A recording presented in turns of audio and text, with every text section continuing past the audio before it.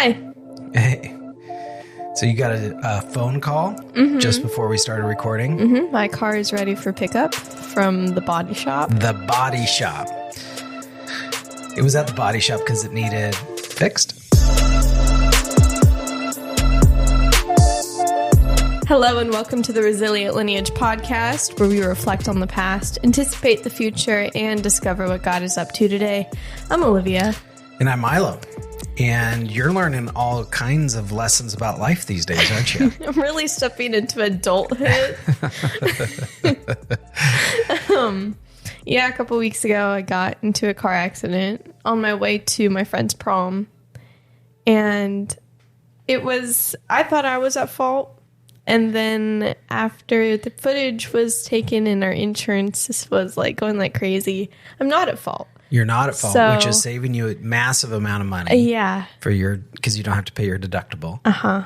And I mean, the good news is nobody was hurt. Like no airbags went off. It was just a little traffic fender bender. Yeah. But we expected to get your car in like another 2.5 weeks. So And this morning, my parents picked up a rental so I could have another car to drive. And so that you could drive your mom's car and then we would drive the rental. Yeah. But hey, my car is ready. Your car is ready. You're ready to go get it. I really am. Which is fantastic. Well, this episode, people are probably looking at like, why are we talking about cars? I don't remember this being a car episode because it's not a car episode. Man. Okay. I know. This is, we're going to talk about 4 seasons. And I have taught on this subject. I've preached on this subject several times. And every time I do, one of the things that I find is that there's a lot of misconceptions about walking with God that is cleared up for a lot of folks. I think that if there's anything that I learned early on in my walk with the Lord, probably around your age, to be honest with you, was that God will move you through some distinct seasons for the purpose of your spiritual formation. So in light of that, what we're going to cover today is quite a bit of information that makes a lot more sense when you see it, because there's like a chart and kind of a graph and thing. And so it's easier if you see it. Yeah. So this is definitely going to be, we've mentioned this in previous podcasts where maybe we have lists of questions or things like that. This is one of those podcasts where if you can go grab the show notes, you'll see a PDF that you can download and you'll be able to see this information, go like, oh, that's like, we're going to be talking about quadrants and where information sits. And when you see it, it's not that complicated, but I'm not exactly sure how our communication skills are going to be. With describing this. Yeah. At being able to articulate this. I think people the content will be able to be easily grab a hold of, but I think when you see it, you'll be able to better understand spatially how this information lays out. So we want to encourage you to go to the show notes, and you'll see a link. Click here for show notes and for the PDF. And if you click that, it'll take you to our website where you can download these notes and grab that information. And again, like we always say, we hope this one of the things we want to see come from this podcast is we want to see this generate some conversation. In fact, I got an email today. No way.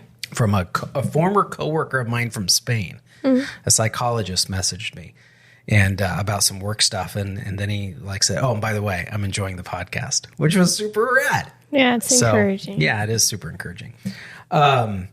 So this could be one of those things. This could be one of those podcasts that you end up sharing with others. So if that's the case, you know all the things to do, how to share this, get this information out to others. All right, you ready to dive in? Yeah. Okay. So there's a Hebrews 11, chapter 11, verse 6. Do you want to read that for us? Sure. It says, "And without faith it is impossible to please God, because anyone who comes to him must believe that he exists and that he rewards those who earnestly seek him." So the nature of the Christian life is to be in relationship with the Lord, to be in right relationship with God. When we look at Genesis chapter 3, which outlines the fall of Adam and Eve, the sin is disobedience. It's what John Wesley defines it as a willful transgression against the known law of God, right?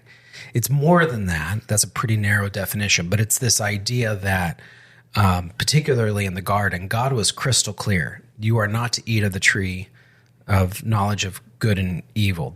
That's off. Everything else is available to you, but that's off limits. And so when Eve went to that tree and then was tempted by the serpent and gave into that temptation, and then she shared that fruit with her husband, they sinned, right? Because we're not going to go over Genesis 3. We're not going to litigate that right now. But the point is, when we give our lives to Christ and we begin on this spiritual formation journey, we're being formed into his likeness. In fact, I think we've mentioned this in the past, but there's the book Practicing the Way by John Mark Comer. He has this really great line where he talks about how you are being formed by something. You are either being spiritually formed for what God destined you to be, or you are being deformed into something else. And That's good. What we're going to talk about today is how God will walk you through different seasons for the purpose of cultivating that formation in your soul, particularly in the areas of your faith, your trust and your confidence in him, and understanding what needs to be sanctified, understanding what needs to be surrendered to him, understanding a better understanding of who you are, but more importantly, a better understanding of who he is. Yeah. And the confidence that we can place in him. There's a quote I found by Nancy Missler. She said, "Faith is trusting that God will do what he has promised to do in his timing and in his way."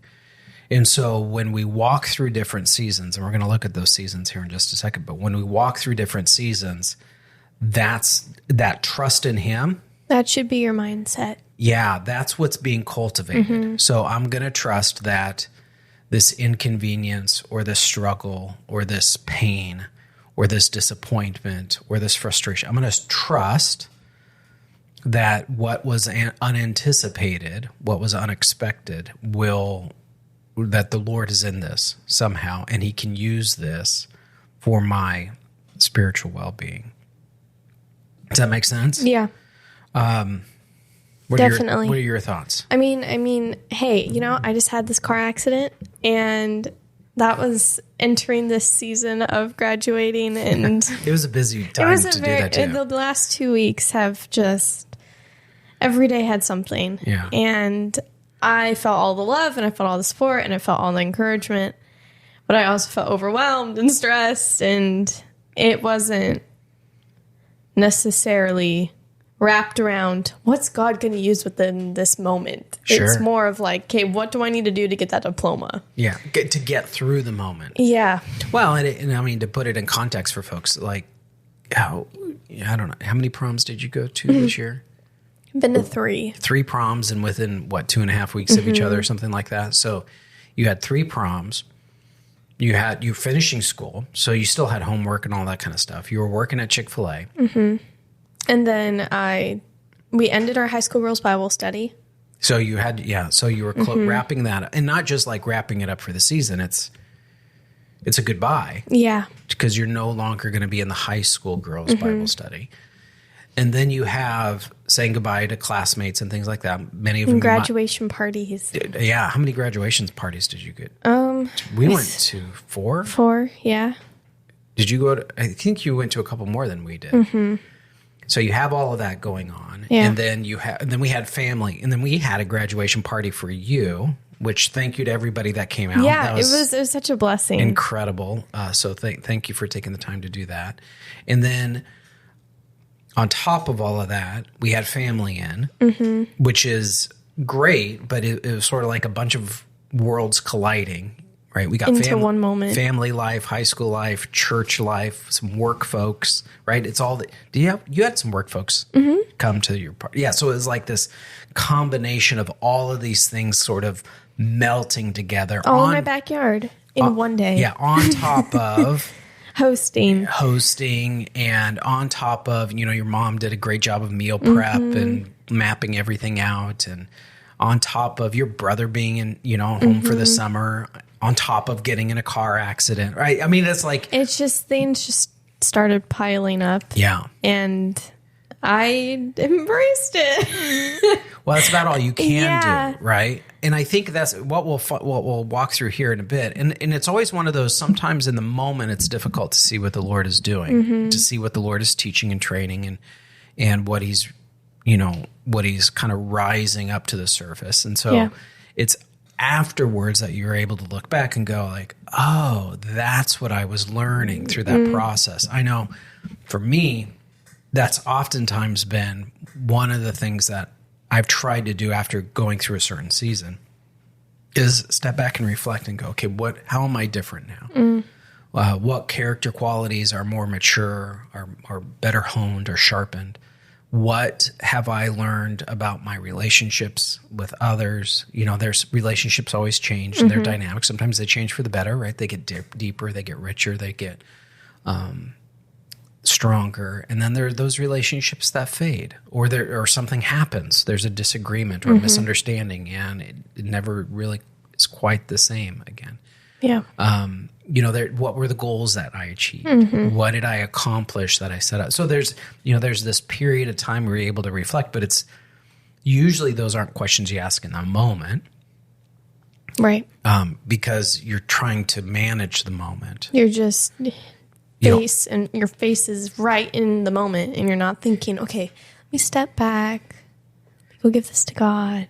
Let me go do this. This lens of clarity, I don't practice that well. And which I think there is a place to get to being unhurried, right? So, the scriptures never highlight being hurried as an attribute. And nor does it list busyness as an attribute. So, there is a part of kind of going, how do I walk through the seasons at the pace God has for me? Yeah.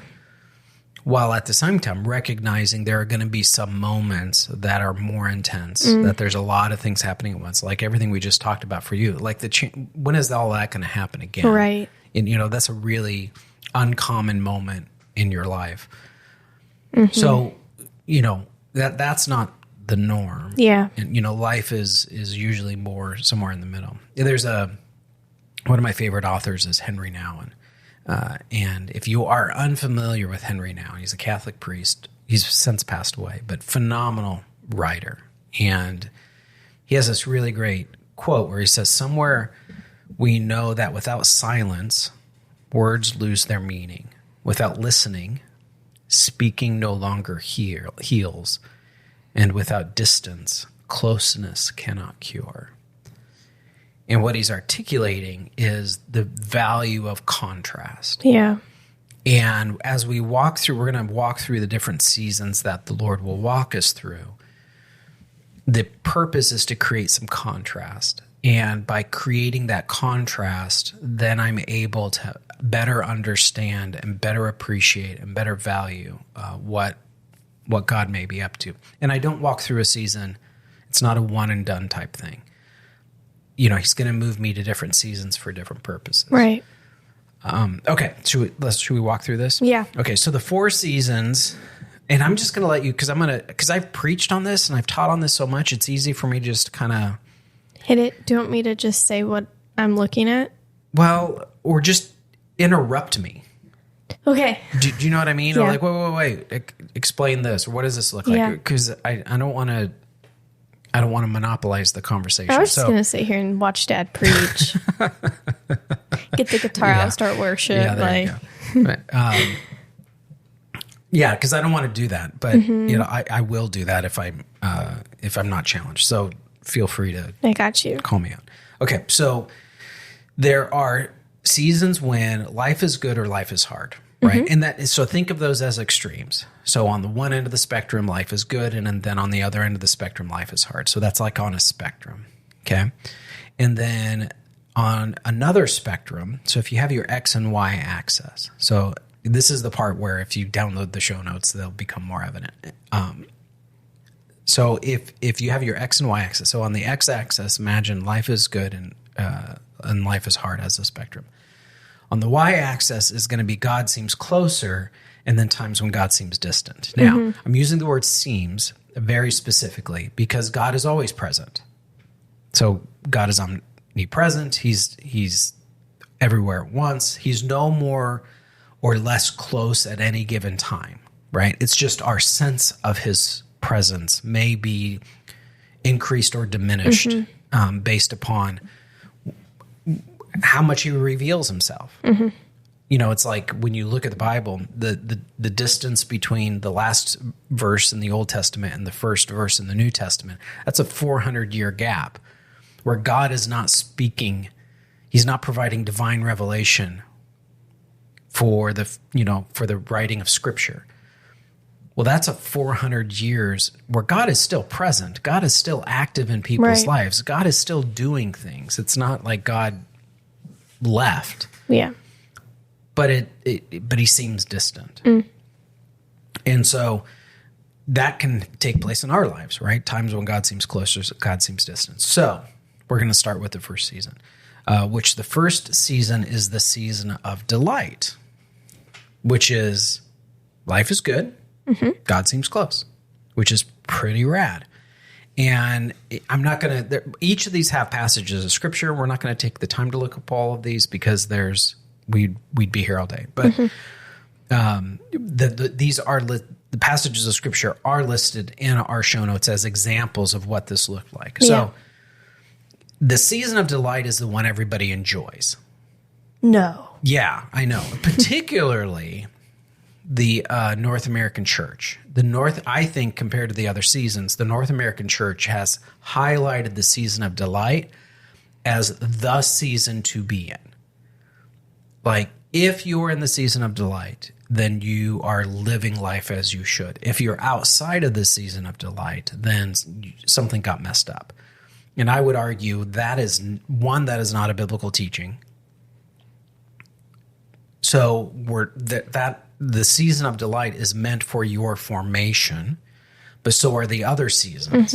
And so none of these are better or worse than the other. Now, they may be harder to go through, and they may offer distinct challenges, but they are not.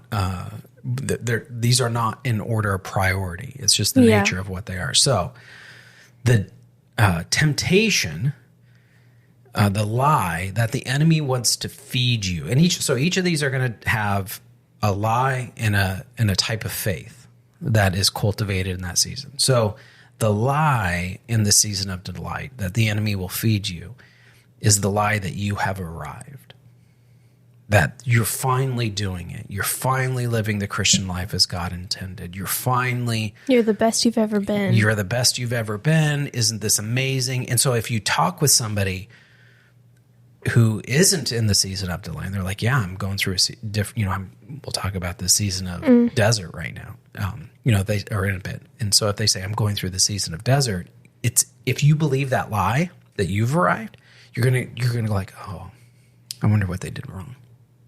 And it very much becomes one-sided of like, this is what I could do. It's not very much a dependent. It's not a phrase that sounds very dependent on God. Yeah. And can get this kind of, you can build an ego.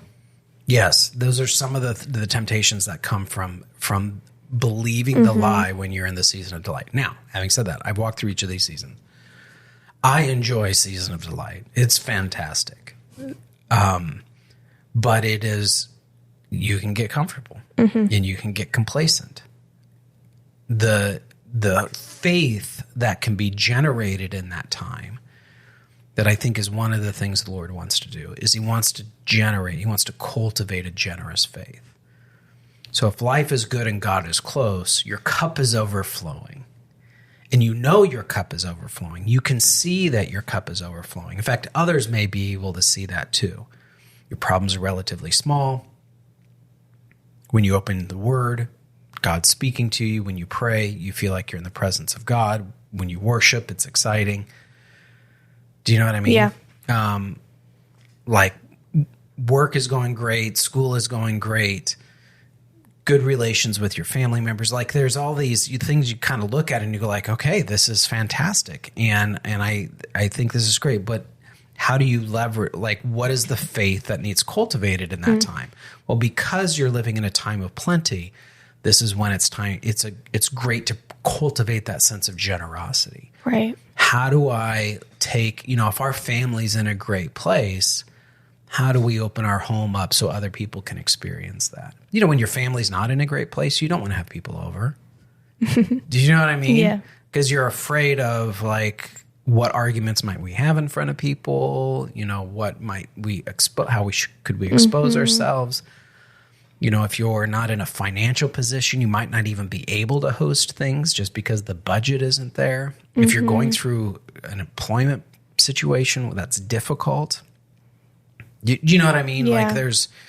You're less likely to kind of have that forward generous posture because you're sort of guarding against other things. Okay.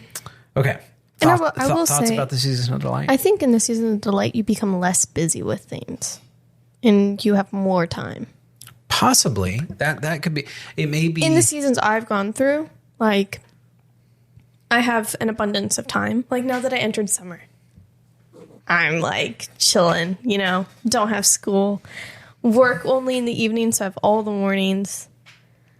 I'm not having to wrestle with or grab material or forge discussion for the Bible study. That's been wrapped up with a pretty bow on it. But then it's okay, what am I going to do with this? And like you said, you need to be generous, even if you're not at that state, other seasons of your life. Yeah. And I think, so that could be the case, because generally speaking, when you're in a season of delight, your time, you're able to execute your time with minimal obstacles. Yeah. There aren't a lot of things frustrating you. It's not to say that this is not heaven, right? The season of delight is not heaven. So you're still living in this world. You still have, resources that need to be stewarded and wisdom that needs to be practiced and all of these sort of things. But the amount of obstacles that are in your way are relatively small. Yeah. Or if they are significant, because life is good and because God is close, there's a sense of sort of adventure and courage you're able to muster to overcome those things because the Lord's on your side and you're with him. Okay, so if we were to draw boxes, this would be sort of in the top left-hand corner, right? Because it's the life is good and God seems close. Which one do you want to go to next? Let's stay with the life is good. Okay, so we're going to stay with life is good, but then God seems distant. And this is a season of distance. Where, again, God seems distant, but God is close. And the lie that is easy to adopt here is the lie that you're ignored, that God is not paying attention to you. There's from Psalm 37:7 is one of the verses we highlight here. The psalmist writes, he says, "Be still before the Lord and wait patiently for him. Do not fret when people succeed in their ways, when they carry out their wicked schemes." Well, the psalmist is writing from a place wait on God. I mean, God, why are you waiting on God? Because he doesn't seem to be here right now. It's like waiting for the bus that hasn't shown up yet. Hey, your time will come. Don't pay attention. Don't get distracted with how the wicked are succeeding or how the wicked seem to be winning. Don't just wait on the Lord. You need to do you. You need to wait on the Lord. The problem, as we said, the lie in that time is that you're ignored. God doesn't care about you. Have you ever, and I don't want you to call anybody out, but have you ever been in a situation where you felt like that you were with a friend group and maybe somebody was supposed to pick you up or somebody was supposed to be at something on time, and then they didn't text, they didn't say anything, and then you felt like you were ignored? Mm-hmm. What's that feeling like? It's not great. And it's two-sided, and maybe you did your part and the other person didn't do their part. And then it's okay, I did what you wanted me to do, but now I just have to sit here and wait. And I don't know how this is going to turn out, but yeah, I need to offer grace and love and that's when be someone who cares. And that's when the enemy wants to wing in and go oh, they're ignoring you. They don't care about you. they don't appreciate you. You're into this relationship more than they are. Or Like, it do you know seems what I mean? to be that way. Well, that's what the enemy's going to speak, right? The enemy's going to start whispering those kind of things into your ear, that you are ignored. And when you're ignored, the minute you feel ignored, what's the feeling? Like, my reaction is, like, if I'm being ignored, my reaction is like, okay, fine, I'll leave. Like, if you don't want me here, I'm okay. I got way better things to do. Do you know what I mean? Yeah. Or it's like, no, you're not going to ignore me. You're going to pay attention because there was an agreement, and here's what the agreement is. Either way, the response in that moment is not one that is probably good for my spiritual formation. Yeah. Neither one says, hold on, the Lord has you here. Hold on, the Lord knew these things. Hold on, the Lord was aware of the misunderstandings and all of the, hold on. Wait on the Lord. Not wait on your friend to get it. Not, hey, go do something else that you think is a better use of your time. Not, do you know what I mean? Like, so it's identifying. And I think that the enemy whispers in our ears all in different ways, particularly if we've been hurt in the past. You know, there's one of the things that just drives me bananas is like, I don't like if somebody says, hey, I'll pick you up at 2:00. Like, if it's not 2:00, I start spinning really, really quick. Really quick. And I know why, and this is not the podcast to be able to press into it, but I know that there's like a wounding I have from when I was younger that waiting made me feel insecure, made me feel ignored, made me feel like I was less than. And so the minute I have somebody's not stepping up to what they said they would do, particularly as it relates to time, man, I start feeling like my response with the anxiety is to go, fine, I'll just busy myself doing something else. Does that make sense? Okay, so if that's the lie, the faith that needs to be cultivated here is steadfast. What does it mean? What does steadfastness look like? What do you think?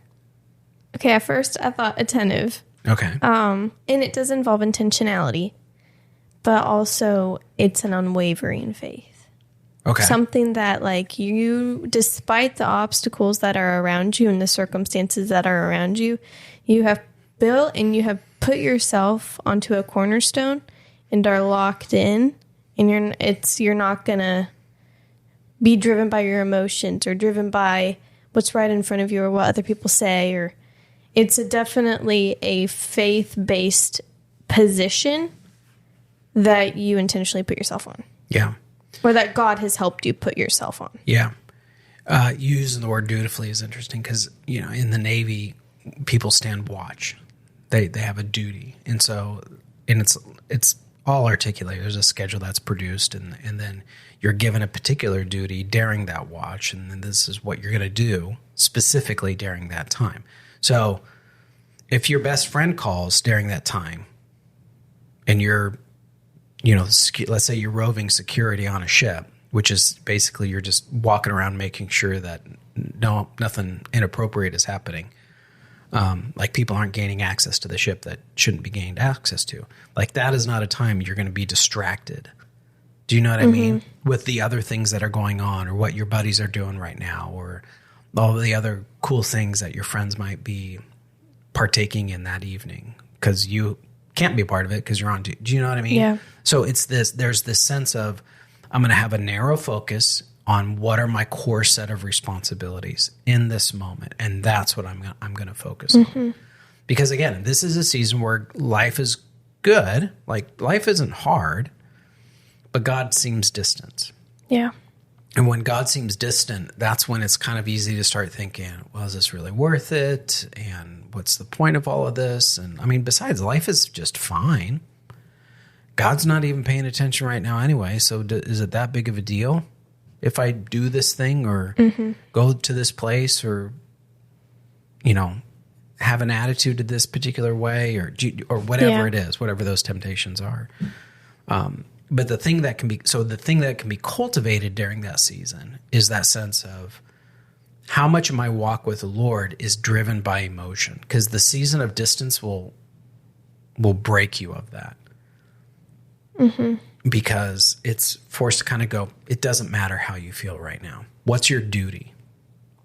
What are you going to be, like you said, unwavering? What are you going to be unwavering with? How are you going to have that kind of focus? Okay, so that's when life is good. Life is good, God is close, season of delight. Life is good, God seems distant. That's a season of distance. Third season, life is hard, but God seems close. So this is the season of desert.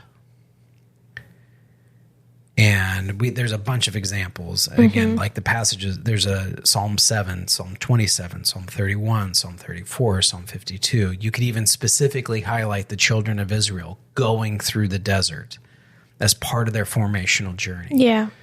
To where was God present with them? Yeah. Yes. How do you know that? Well, they were led by what? A sword of fire, and they had manna every day. Yeah, it was a pillar of cloud by day and a pillar of fire by night. Every day the Lord provided manna, and then eventually provided quail. And like every day they were mindful that God was present with them. Nonetheless, where are they? In the desert. In the desert. Take us back to Egypt. Yeah, where they're starting to whine and complain and think, man, when we were slaves, we had it better off than this. So the desert is a hard place to be, and it's a place that is in between places. It's always presented as that in Scripture. It's this place of purification where you came in this way, but when you leave it, you're going to leave a different people, or you're going to leave a different person. That's good. Oops, sorry, bumped the mic. Okay, so the lie here is that the enemy will go like, well, you're a fool. Like, and I would argue the enemy won't even argue for the existence of God in a season like the desert, because you have too many stories of his provision, of God being faithful. So the enemy might not argue with you about the presence of God or the reality of God, but he will argue is this the kind of God you should actually be following? I mean, this is a God who led you into the desert. How awesome can he be? Like, is this really the guy you're following? Because this looks horrible. This seems miserable. Do you know what I mean?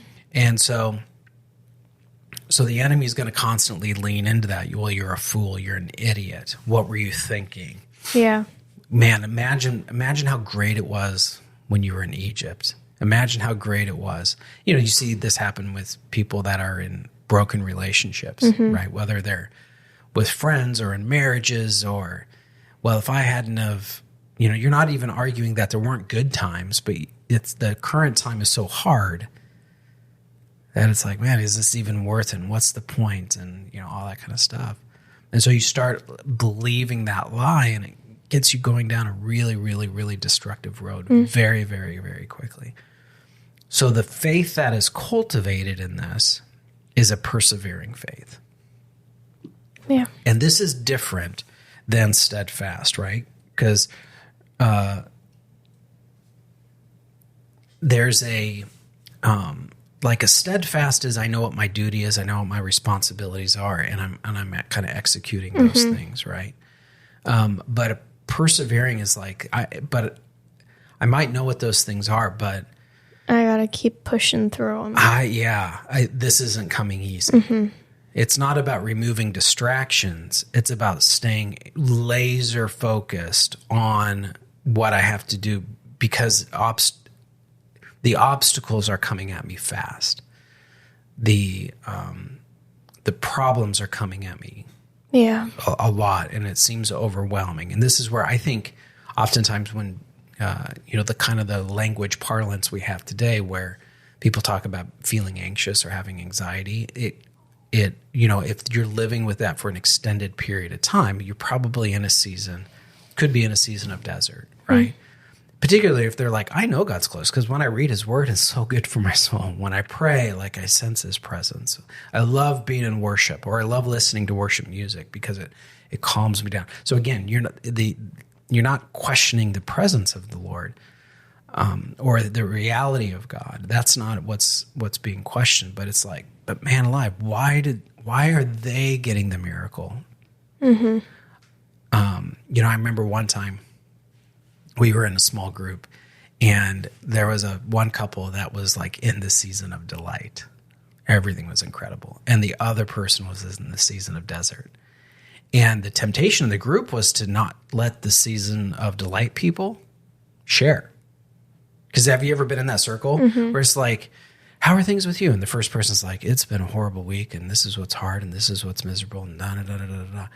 And then, if you had like a great week, you don't want to bring that up, because then it sounds like I'm better than you. Yeah. Yeah.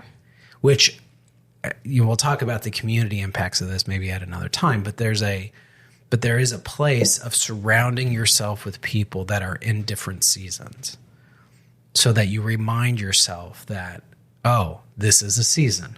This isn't how life is all the time. Mm-hmm. This is the season I find myself in now. And so looking at that, going like, well, how good am I at perseverance? How good am I at pressing when in a consistent manner that is day in and day out, regardless of what's coming my way? Yeah. Thoughts?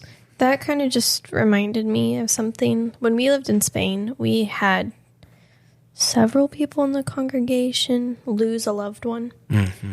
And, as easy as it says, like, you just want to surround yourself with people who share the same circumstances as you. But then if there's two people within the same community that are mourning at the same time, they're just going to keep mourning. Mm. But if they're not surrounding themselves with people of different seasons who are going to care and who are going to pour into them, who are able to pour into them and encourage them and offer food or offer rides or offer a place to stay, or more than two people mourning instead of a person mourning and a person who's there to care. Does that make sense? Yeah. Well, I think it's one of those, misery loves company. Mm. And the temptation is to surround yourself with, if you're miserable, you want to surround yourself with other people who are miserable, mm-hmm. which I understand why, because it there's an empathy maybe that you gain from that. Yeah.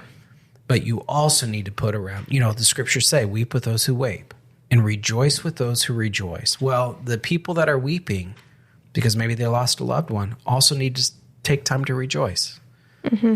And the people that are rejoicing need to take time to weep, right? So it's again, in the last podcast, we talked about emotional maturity. This is one of the things that gets really honed during each of these seasons. Mm. That is very specifically targeted at your spiritual formation. Yeah.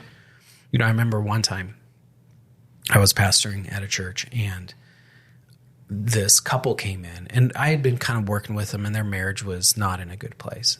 And I thought we were making progress, but I wasn't exactly sure, because it was up to them as to what direction they wanted to take things in, because they were starting to talk about splitting up. And the service had been going for about, 10, 15 minutes. And I was in the lobby of the church, good-sized church, and this couple comes in. And the husband looks at me and says, "Do you have a second? We need to talk to you." We're like, "Yeah, sure, we can go into my office." So we go into my office, sit down, and the wife is like real wide, and she's like, "He won't tell me what's going on, but he said he wanted to sit down with you this morning before service." I was like, "Okay." So I looked at him and I said, "What's going on?" He goes, "Okay, I wanted you here for this." He looks at his wife and goes, "I'm done, and I'm filing for divorce." And this is not a question. This is not a conversation. I've talked to an attorney. I wanted Milo here for it because I wanted you to be able to have somebody to talk to, because I'm done. Then he looked at me and he's like, do you have any questions for me? I was like, and then she just starts bawling, right? So then it's kind of this awkward moment for a second because I want to give her the space, but like I want to wring his neck because like, bro, what are you doing? And not that the gal didn't have any issues. Anyway, it was just the whole thing was a mess. It was a tangled up mess of stuff. So I looked at it and I was like, right when I was about to talk to him about that, all of a sudden there was a knock on my office door. And it was one of the other staff members. And they go, Milo, they need you in the sanctuary. Well, I knew what they needed me for because we were doing baptisms that Sunday. And I was baptizing 3 people. And so I went, okay, great. Are you available right now? Yeah, it was Jen McCourt, the women's pastor. And I said, are you available right now? And she's like, yeah, why? And I was like, I looked at the guy and I said, why don't you come with me, Jen, if you could be with her? And she was kind of tracking the situation. And she was like, yeah, sure. So I take the guy with him and I'm like, why don't you just go chill here? And he's like, I'm out of here. I'm gone. I'm leaving anyway. So he left. Jen was with the lady. So I go from that moment, right, to where then I walk into the sanctuary and now I'm going to baptize 3 people. And I had to rejoice with those who rejoiced. Now, I share that to say there's not a lot of professions out there that will be with people in those kind of swinging moments. Yeah. So I view that as a pastor, like that is one of the things that I feel is a tremendous honor to go from like one moment like that to where I have to go in and be like, hey, tell everybody the person's name. They're going to read their testimony. Then we're going to baptize them and the church is going to be excited. Now, nobody knows what's going on out in the other, just a little bit of ways in the church offices, right? And so it's very much one of those, one person is over there weeping with those who weep, and now we're all in here rejoicing with those who rejoice. And, there's been times I've been at a hospital and I've walked from one end of the hospital where I was in a room where somebody's passing away. I've walked to the other end of the hospital and celebrated with families that just had a baby. Right? And so there's this swing. And so I share this to say, as a pastor, because we're around this all the time, we see the value of making sure you have people in your lives that are in different seasons. Mm-hmm. And so particularly if you're in this season where life is hard, but God is close, make sure that you bring some other people into your lives that kind of can help break out some of that very narrow perspective that you could be tempted to have. In some ways, you need to have a narrow perspective to persevere, but not so narrow that you think this is all it's ever going to be. Yeah. Because it's not all it's ever going to be. Okay. 4th season of darkness. So the season of darkness is when God seems distant and life is hard. Psalm 10, Psalm 22, Psalm 42, you can look those up. But the lie here is that you are abandoned. And so if the season of distance was, you are ignored, it's one thing to be ignored, it's another thing to be abandoned. Mm-hmm. And the season of darkness, in fact, there was a monk back in the day that coined the phrase, the dark night of the soul. And it's this time where it's like, life is miserable. Life is miserable and God isn't present at all. That's a very difficult season to go through. Very difficult season to go through. Mm-hmm. And it could be as in life is difficult. I don't mean, I couldn't get the Starbucks app to work this morning. You know what I mean? I'm not talking about that kind of difficulty. I'm talking about I don't know how I'm going to pay my bills. I just got fired from my job. My husband just found out he has cancer. You know what I mean? It's a cascade of hardship that you look at and go, I have no idea how we're ever going to get on top of all of this. Right. And when I go to pray, nothing. When I open the word, nothing. When I listen to a message, I can't focus because I'm thinking about the 27 things I'm going to have to take care of when I get home. Not because I'm busy, but because if I don't do these things, we will not survive. Do you know what I mean? Mm-hmm. It's that kind of difficulty. Yeah. What you offer, what somebody who's in that season of darkness, what they offer is an authentic faith. Like if it's a faith that goes, I'm choosing to believe in God, not because he's present and not because life is good, but because I know he has been present in the past, and I know life has been good in the past. And so I'm going to kind of bank off of that testimony that I have, or I've seen other people have. I'm going to bank on that to navigate this. But all I have is faith right now. Like there's minimal evidence in my life that following Jesus is worth it. And so I'm declaring I have a faith that says I'm going to order my life as if it is worth it, right, despite the current set of circumstances I find myself in. That is a really hard season to navigate. And there's some people who navigate it for, again, all these seasons offer, there's not a timestamp. It's like, you do this one for 3 months and that one for 3 months and this one for 3 months and that one for 3 months. And then a year's gone by and check. Do you know what I mean? It's not that kind of thing. It's like you can be in one of these for a month and one of these for 2 years. Mm-hmm. So it's a kind of an ebb and flow. But God will move you through each of these seasons, or even sometimes a combination of these seasons. I remember one time I was teaching on this and somebody asked the question. They said, can you experience one season, like when it comes to your family life, you're in one season, but when it comes to your work life, you're in a different season? I was like, absolutely. Mm-hmm. Your family dynamics might be great. Work might be miserable, or vice versa. Yeah. Or, you could be, when it comes to your relationships, you're in one season, but when it comes to your physical health, you're in a completely different season.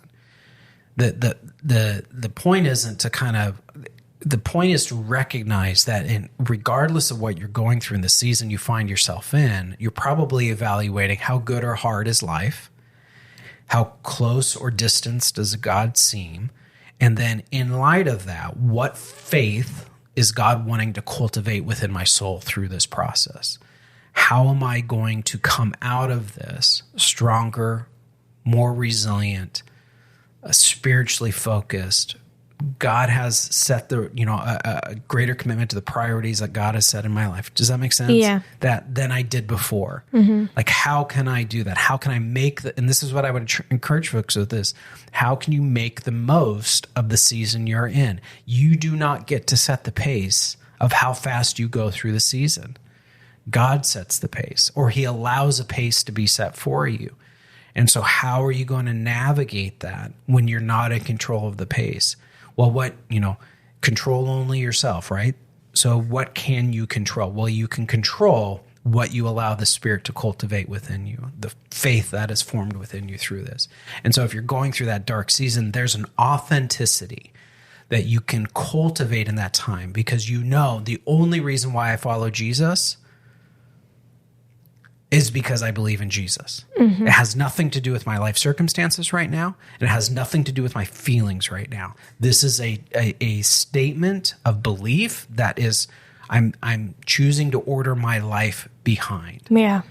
And so as a result of that, then I'm able to move forward with a kind of a resolute strength that kind of that authentic people have. Mm.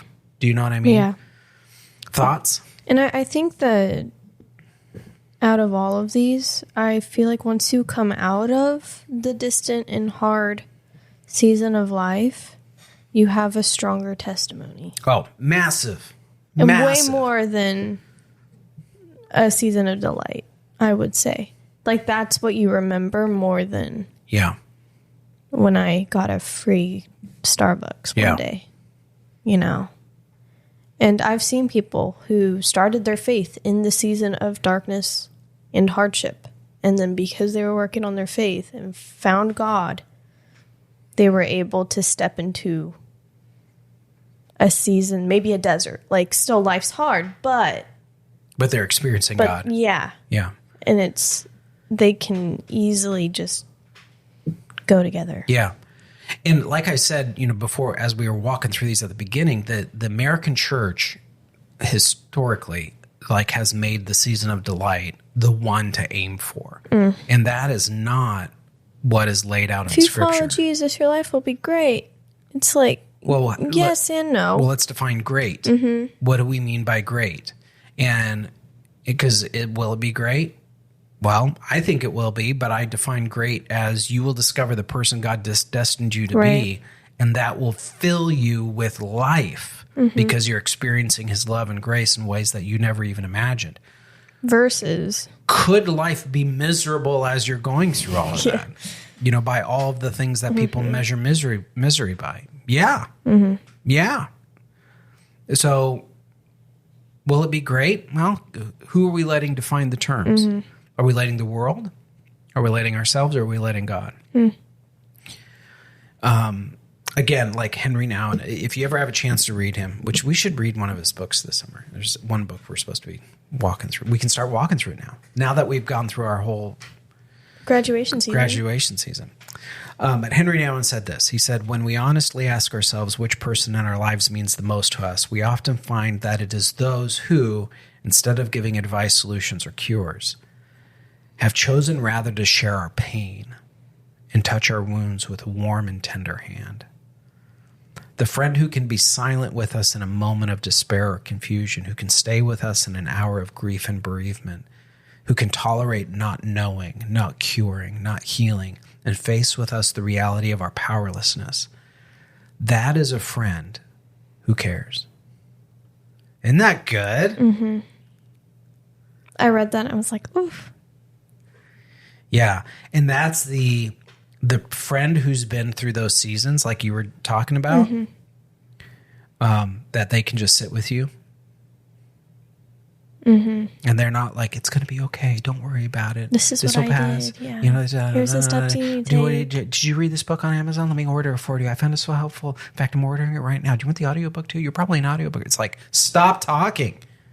Shut the pie hole. This isn't about you. Just be present. Just be quiet. Just be still.